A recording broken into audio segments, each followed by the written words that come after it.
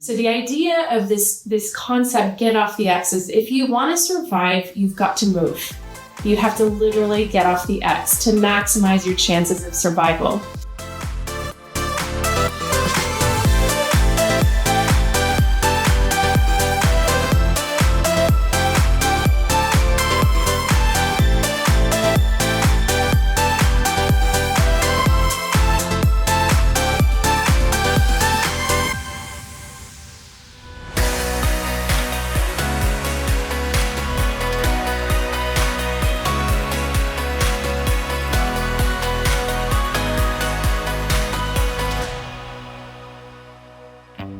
Hello and welcome to another episode of Freshly Squeezed. I am here at the Cocoa Beach Public Library, where I am joined today by Michele Rigby Assad, acclaimed author, global thought leader, and ex-CIA undercover intelligence officer. Michele and her husband Joseph have parlayed their knowledge and expertise gained over a decade of serving in the CIA into a successful international consulting business. And now, with her second book titled Get Off the X, CIA Secrets for Conquering Obstacles and Achieving Your Life's Mission, Michele is sharing her tried and true methods for getting unstuck in life and how to push through fear, uncertainty, intimidation, and challenging circumstances to live the life of our dreams. So Michele, welcome to the show. Thank you so much. I'm so happy to be with you today. Same. There's so much I want to ask Michele, but I'm going to keep it short, I promise. So for those of us our viewers who have not read the book yet, tell us, what is the X and why do we need to get off of it? So the X is a reference to CIA counter-ambush training that we were given right after we finished our tradecraft training. And the X is literally the site of an attack that is launched against you. So it could be criminal elements or terrorists or cartels. But the idea is that when you're being attacked, you have that fight, flight, or freeze response. So the idea of this concept, get off the X, is if you want to survive, you've got to move. You have to literally get off the X to maximize your chances of survival. Well, after getting that training so many times in the CIA for all the dangerous assignments we had, I realized, Darcy, that this was such a good metaphor for life. The concept of how do you get unstuck? You got to start moving. It sounds so simple, but yeah, it's a really good phrase to remind yourself, like, don't get stopped up by little things. You got to keep pushing forward.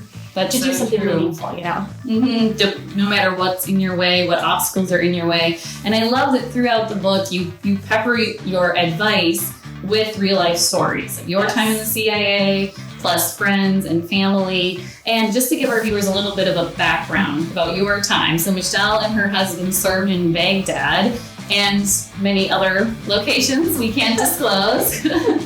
So tell us just a little bit brief background of how you became working for the CIA. And Michele is from Central Florida, so she lives in our area. She's our claim to fame now. And I'll just mention that Michele is an expert in the Middle East and Arab studies. So how did you become working for the CIA? Yeah, it's a long story which I go into in my first book, Breaking Cover. But in summary, I got recruited out of Georgetown.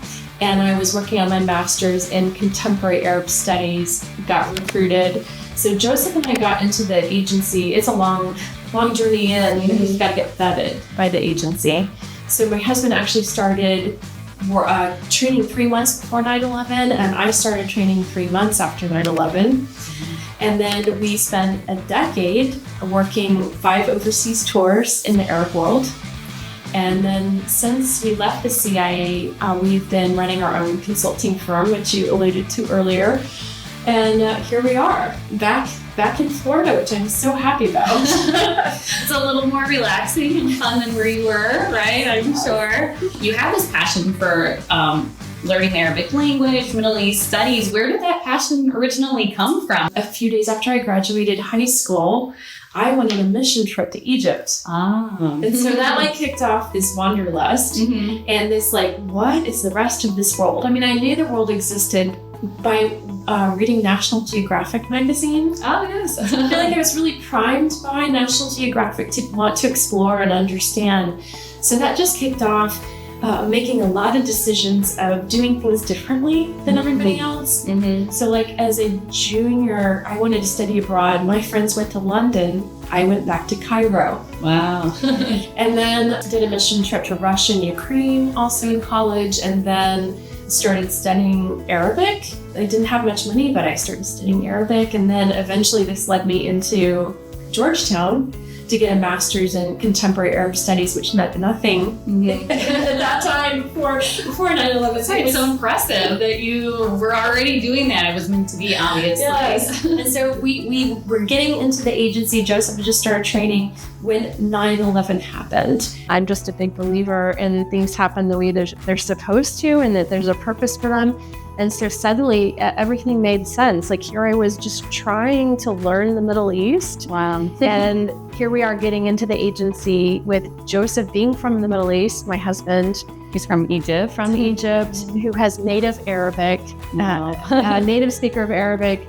And then this little girl from Central Florida that just had a passion to understand the Middle East. And here we're getting in the CIA on right around 9/11. Wow. I'll tell you really quick, I took an acting class in college, and the acting coach said something that's always stayed with me. And I feel like it's similar to a lot of your methodology. He said, make bold choices. Ooh, I like it. Yes, you can use that if you want. I like it. So he was referring to acting, of course, like when in doubt, go big, do something bold, do something different. And I've always taken that for myself to think, how can I make a bigger choice? How can I be bold? So I feel like that's very similar to some of the things you're saying in here. Yes. So could you just give a brief overview? I don't need to give it all away, because let's read the book, but what is the methodology of getting out?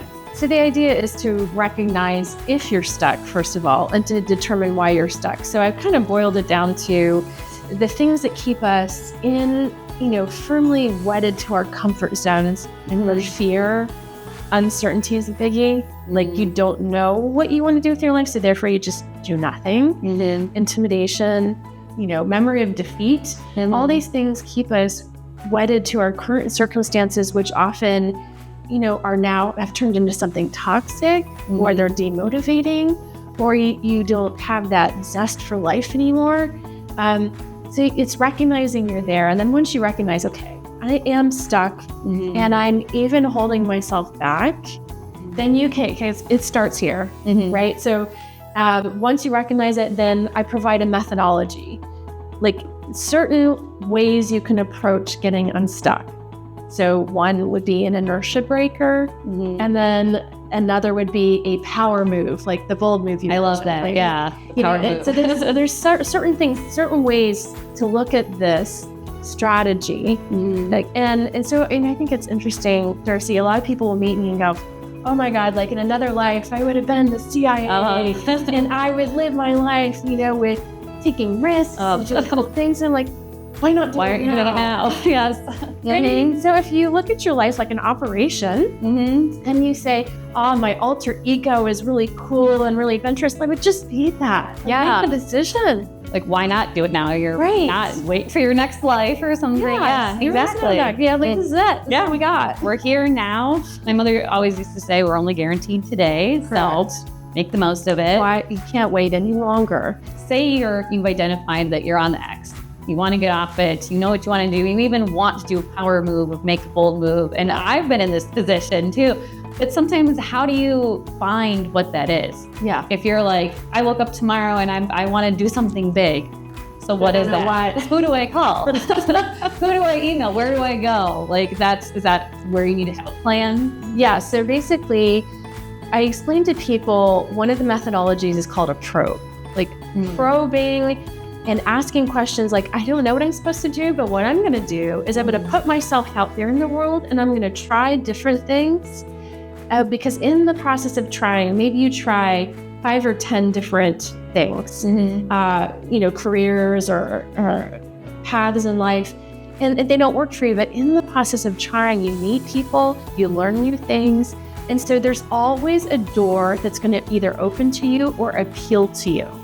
But you can't know it until you start probing. You can't just sit on your X and think it's going to land on your lap. You literally have to be very proactive about that process. And then I tell people, it's about paying attention to what you're good at, what you're not good at, and what drives you, like what gets you excited. These are all the clues that you need as an intel or an ops officer in order to figure out what general direction you're moving in. And then as you start moving in that direction, then more specificity comes your way as you make decisions. There's all these misassumptions we carry in our brain, which is, I have to know the whole path, or I won't try. Like that's just not how life works. Exactly.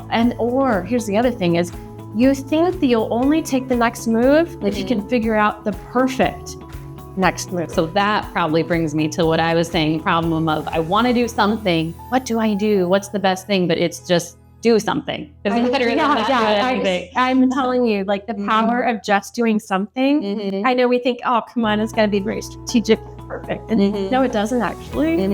It's amazing to me how many things in life, you know, I just tried, or I just threw it out there. And it didn't seem like I was going to get me very far, and yet that was the thing that took me the second step to the third step, and eventually into the CIA. Like, you know. Wow. So don't wait for an idea of perfection. So what does a power move look like for you nowadays? Oh, that is such a good question. Well, I am thinking ahead because I tend to constantly do that. But to be fair, I just need to really focus on this book, because it's such a huge endeavor to produce and market a book and get it out there in the world. Wow. But at the same time, I can feel kind of this move within me, this passion to do more videos that take the substance of the book and further those themes in a way that's accessible maybe to generations of people who don't read a book or listen to a book. Yeah, so I don't know. It's like, I like for that me, idea. I'm always like motivated by what do I need to communicate and how can I best communicate that. I love all things espionage. Who doesn't? I was a pretend spy growing up, and I always thought it would be so fun to have the skills that a CIA officer had without the danger of putting your life in danger. What skills do you use in your day-to-day life? I was in the middle of CIA tradecraft training, and I was with my niece and our family. We were in a toy store, and we were walking down this aisle, and I saw this dude crouched down by the Barbie dolls. And long story short, I just looked at his behavior, just red flags to me. It was a guy alone, unkempt, greasy hair, like at a toy store. At a toy store by himself with no kids. And when I saw how he looked at my like 6-year-old niece when he walked by, I was like, pedophile. Yeah. So these are the things you can't turn off, like noticing behavior, assessing people quickly. That you just that just never turns off. So which is a good thing. I mean, because even for safety, just for yourself, probably gets you far in life in general and everything you're doing. So that skill set of just being able to read people well was really honed in the CI, but is not something you ever stop doing. So is there anything else you'd love everyone to know about why you wrote the book, why they need the book? Well, I think we all get stuck. I think getting stuck is just part of the human condition. And there's the little stuck and there's the big stuck, you know, and people will think, well, I'm just a little bit stuck. It could probably still be helpful to you, whether you're 20 or you're 70. Like it's good for all of us. And I think I want people to know, is it an easy read? I wrote these books to be exciting, easy reads, fast reads, interesting, and oh, they are. And so I consider myself a storyteller. And what I have done is I've taken such cool stories and integrated them into methodology. Because if it's just methodology, that's really dry and uninteresting. But I've taken real life examples and married them with useful tips for people. So once you read Michelle's books, leave a review on Amazon and Goodreads. Yes. And for more information, you can head to her website. Yes. And have MichelleRigbyAssad.com. Have all of the details there. So thank you so much, Michelle. Thanks, Darcy.